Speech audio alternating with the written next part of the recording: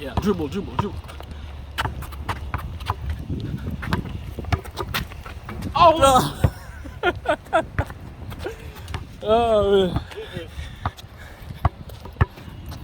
Oh, all right.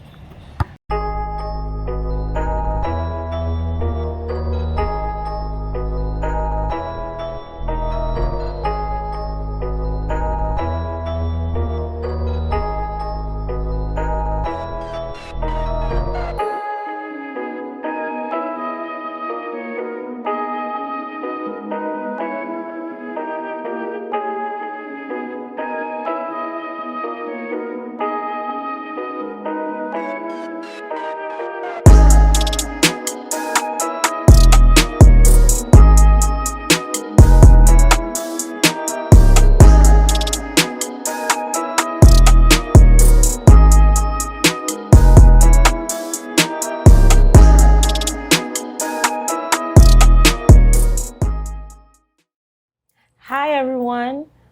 We pray that you are doing well, and thank you for watching. We are here today with a guest. His name is Edgar. He is respectful, poised, and ambitious. Are you Edgar? I don't want to lie to the people. Respectful, yes. Poised, still Check. working on it. Still working on it. Ambitious, check. Check. Okay. Good. We are here today with a testimony. Edgar here was shot on June 3rd, 2018, and he will be sharing this testimony with us today. And we both pray that this testimony help many of you guys out there. Take a listen. How are you, Edgar? I'm doing pretty well. This week hasn't been too bad. You know, it's been a pretty calm week. Okay. So everything's been good. Glory to God. Can you introduce yourself a little? Yes, my name is Edgar LALOI. I was born in Port-au-Prince, Haiti, and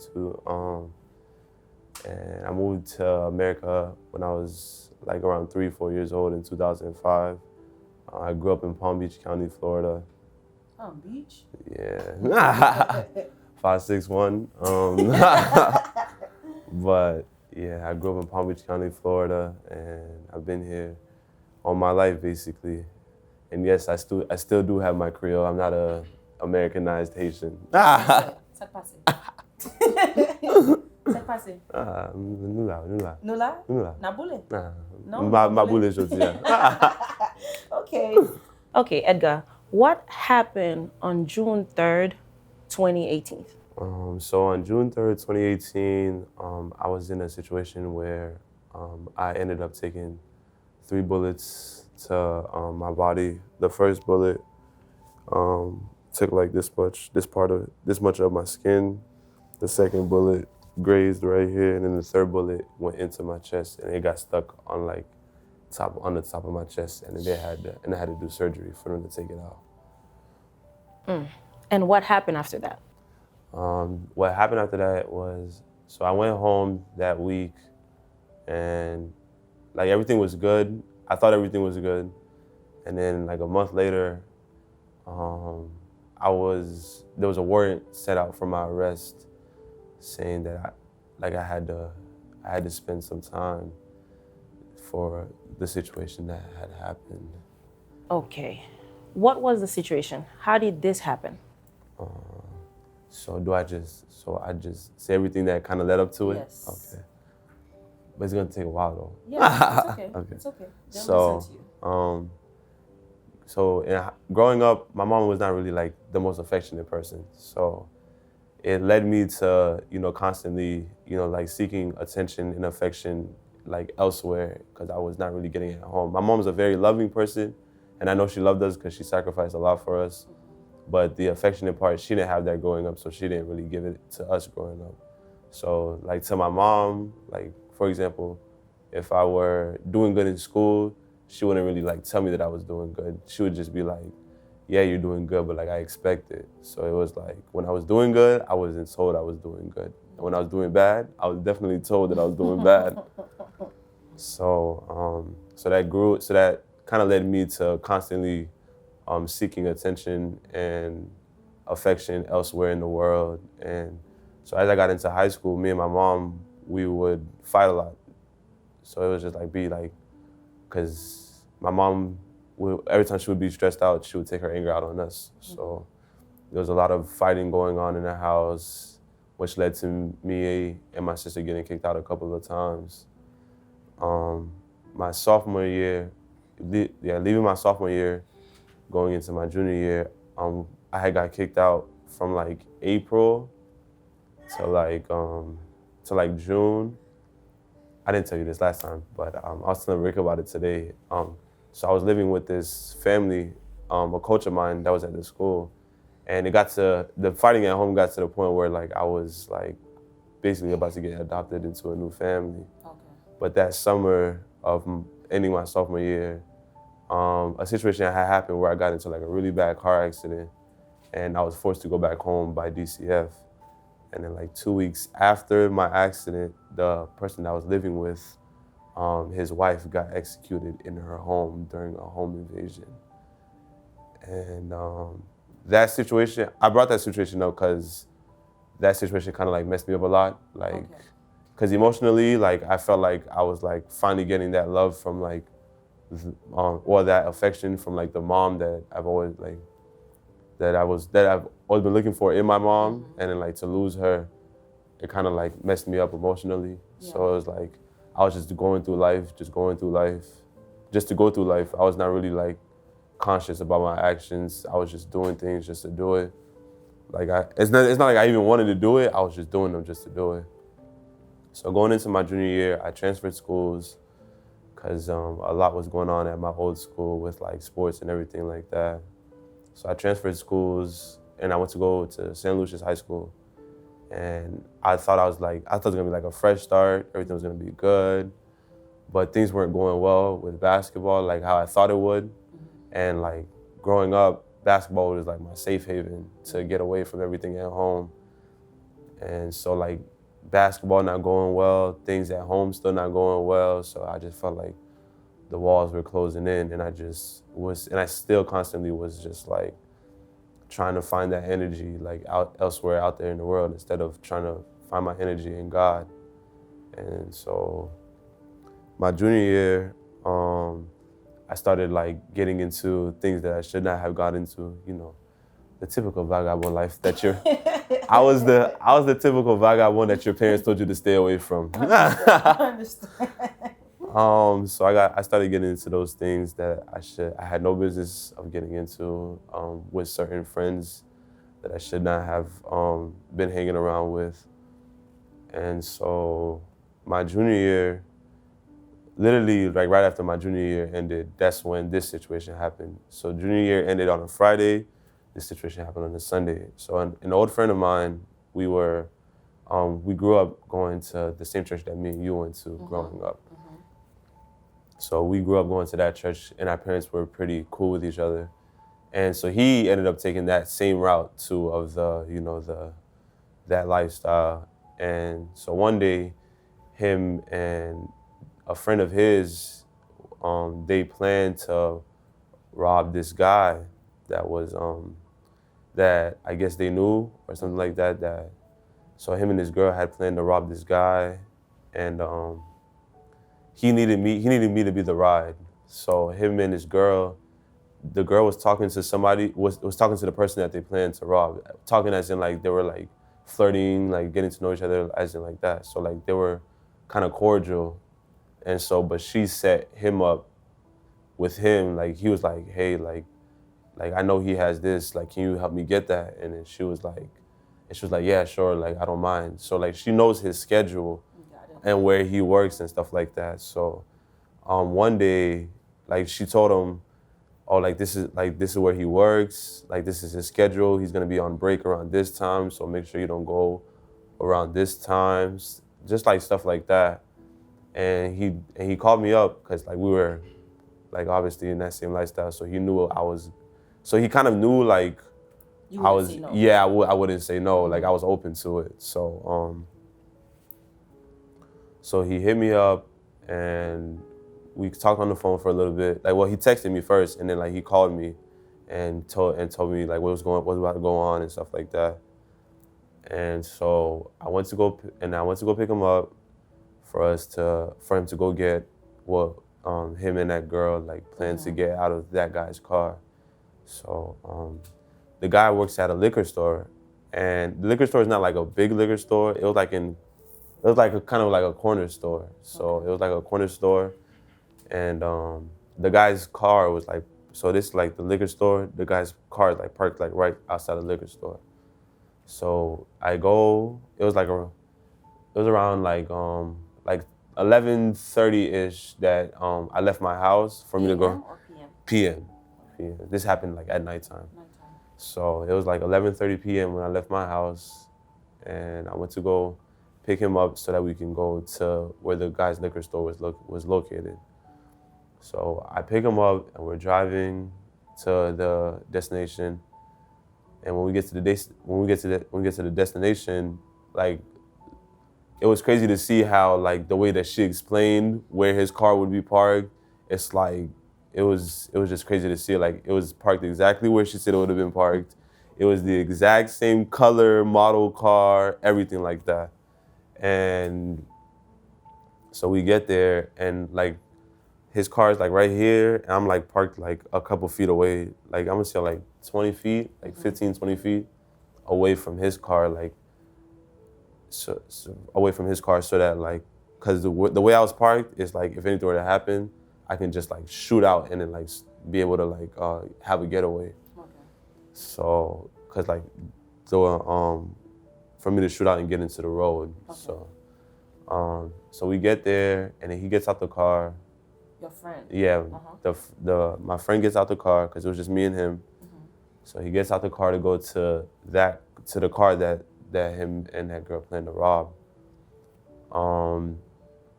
So he gets over there. The job was supposed to be like something like quick and easy, but then he took a little bit longer than he should. So like he kind of, I guess, I don't know exactly, but I guess he kind of got like greedy and wanted to take more than what he was supposed to take. So, but he went and he was looking through the car, and he took a little bit longer than what he was supposed to. And I guess the guy's brother that we planned to go rob, he came out the liquor store and saw my friend that was in the car, and he went back into the liquor store and told his brother like, yo, there's somebody robbing your car. And so me thinking, I stayed and I didn't run away or like go away, because like I thought they were just gonna call the police. I was like, in my mind, I was like, all right, they're gonna go call the police. Like maybe, we can get away by that time, by the time the police get here. So they go back in the liquor store, and then both of them come out with guns. Yeah, both of them come out with guns. I'm still in the car while all this is happening. I haven't left the car yet. I'm waiting on him for him to hurry up and get back in the car. And like... You're a loyal friend. Very loyal. So I'm waiting for him to get back in the car. And like I'm screaming at him, I'm like, yo, like come on, let's go. And he's still in the car, like trying to get stuff. And both of the guys come out, and then they saw him in the car, and they saw like my car, like where it was at, and they obviously put two and two together and like, oh, like they're together. So I guess their goal was like to try to stop me, so that like when police get there, like both of us get caught. So I think that was the goal. I can't really say for sure if that was the goal. So so they both come out with guns, and they didn't shoot at him. As they started shooting, my friend started running away, but they didn't shoot at him. They were shooting at both of them were shooting at the car that I was in. Like the window was down, so like there was not really glass breaking, thank God, because imagine having bullets hitting you and glass hitting you. So, but the window was all the way down. So but I can hear like the bullets like hitting the side of the car and stuff like that. And then as soon as they started shooting, I was like kind of like ducking a little bit, but my hand was still on the wheel. So like the first initial bullet that made me was like, oh shoot, was this one right here. The first initial bullet hit this one right here. It took like this much part of my skin. That's why this one's kind of a little bit bigger than this one right here. Yeah. So this first bullet, since my arm was like this, like it hit this, and then like I kind of like I don't really know how to explain it, but like, I kind of like saw like the blood like leave my arm, kind of. Like that's how much it took. Like I saw like at the corner of my eye, like the blood leave my arm. And then I was like, like I got scared. I was like, oh shoot. And then I put my foot on the gas, and as I'm running away, as I'm like trying to drive away, like they're still shooting. So it's the first initial bullet hit, and I'm ducking my head because I didn't want any other bullets to like hit my head. So I'm basically like driving blind eye. So the first initial bullet hit, and I start putting my foot on the gas, and obviously as I'm driving away, another bullet hit. The second bullet right here grazed me across. It didn't have that much effect, but it still had an effect. It grazed me right here. And as I'm driving away, the third bullet went into my chest, and it got stuck on like the top of my chest right here, where I could literally see I could like picture seeing the bullet in my chest right now till I got to the hospital. It got stuck on top of my chest, and they had to put me under a lot of anesthesia for them to take the bullet out. And it was just crazy to see like I had an actual bullet in my chest. I remember you said that bullet was a 1/4 inch away from your heart. Yeah, well, so when I got to, so after all that happened, I started driving away, and I was going down like where I was at. I was going like 120. It was like midnight, kind of. So there was like no cars in the road or anything like that. So I was driving down the road, like going like 120. And as I'm driving, because my first initial thought was like, let me hurry up and get away, because I don't know if they're gonna follow me or anything like that. So I was just trying to get away and possibly get home and then take myself to the hospital, because my adrenaline was rushing. So it was like, I was okay. It wasn't too bad. But, well, I thought it wasn't too bad. But, so as I'm driving, on my peripheral, I see a cop car on standby. And that put an initial fear in my heart, like, oh shoot, like this just happened, I'm about to get arrested on the spot. Cause I'm going 120, and like they just seen this happen, like, and if they were to pull me over and they see blood leaking out my body, they're gonna obviously stop me.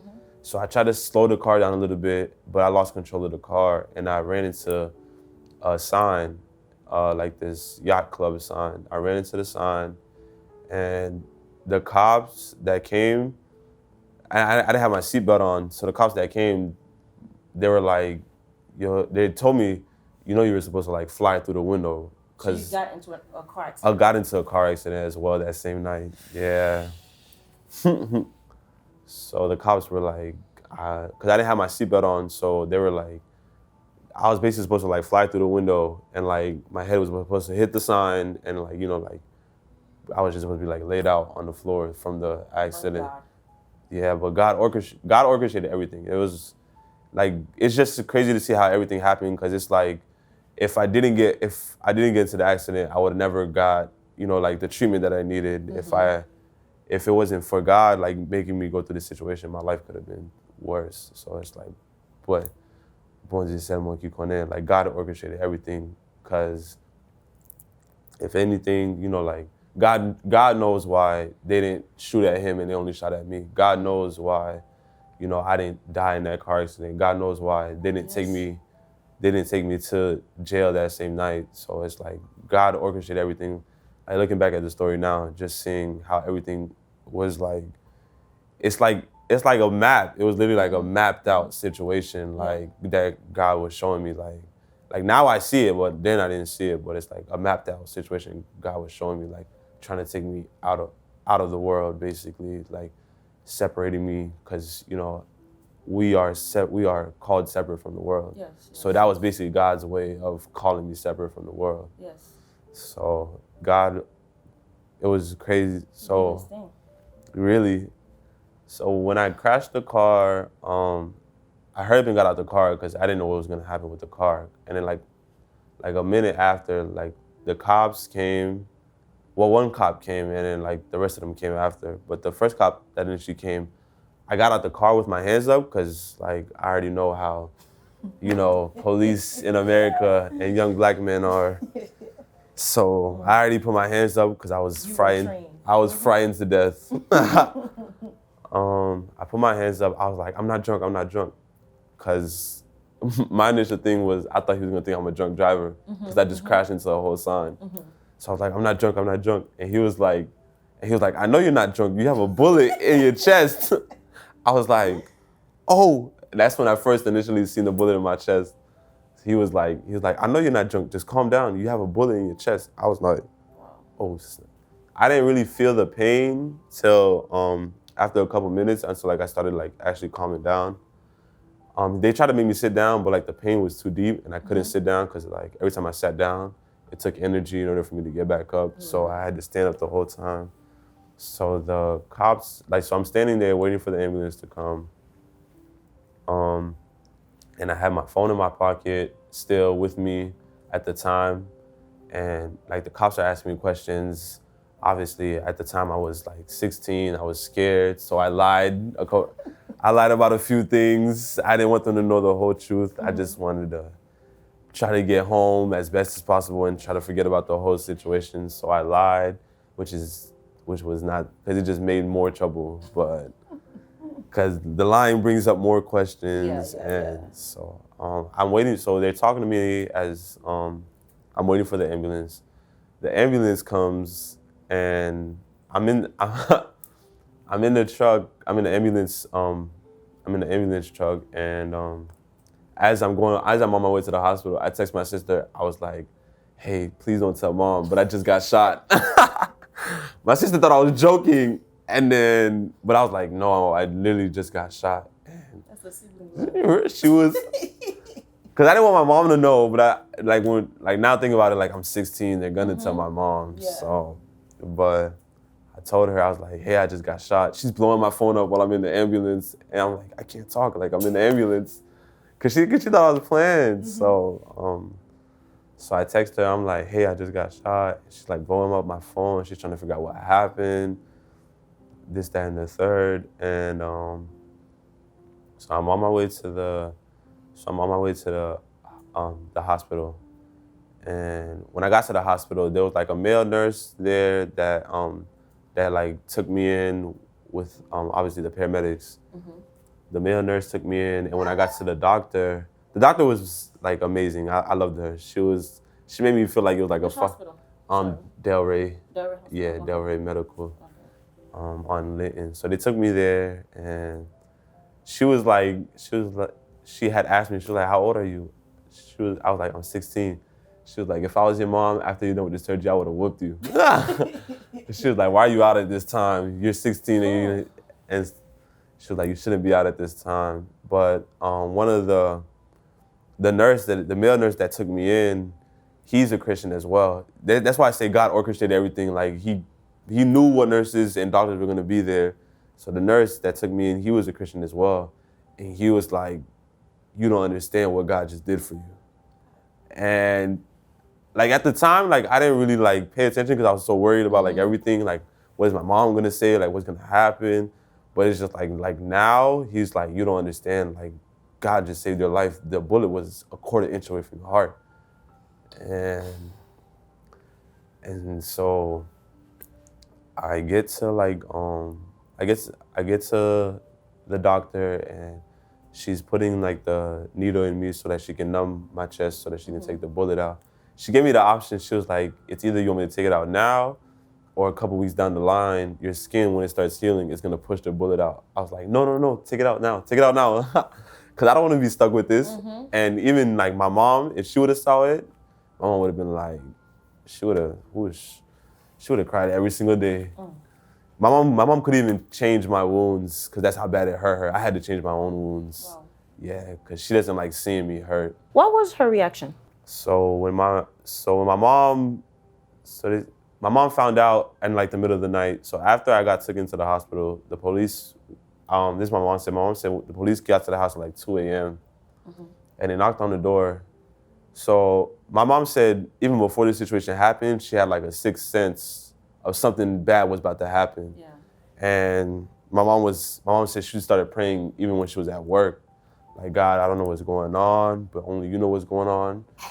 But I just ask that you may please give me victory. and that, you know, just like she was just being a prayer warrior, like most moms are. Yeah, definitely. So when she got the news, my mom said it felt like she had a brain aneurysm, and the brain aneurysm is when, like, you have like a blood clot in a vein in your head, and like it feels like your vein just exploded in your head. And she said, cause my mom has like a blood pressure, like kind of like blood pressure, so it's like for her, like she said it felt like a vein exploded in her head, and cause she was just like in shock. Yeah, yeah. She said she couldn't sleep that night. Like every time she tried, she had to literally like pray herself to sleep. That's how bad it was, cause she couldn't sleep. So when I finally get to a room, my sister, on the other hand, she was out with some friends that night, and when I gave her the news, she tried to come to the hospital and try to see me, but they wouldn't let her in, because even though she can validate that she was family, but they were like, they don't know the situation that's going on, Yes. and they didn't want anybody to like come and try to finish the job. That to me was kind of crazy, because I didn't think people actually did that. Like, TV. yeah, that's the only way. I've seen it. I didn't know if it was real.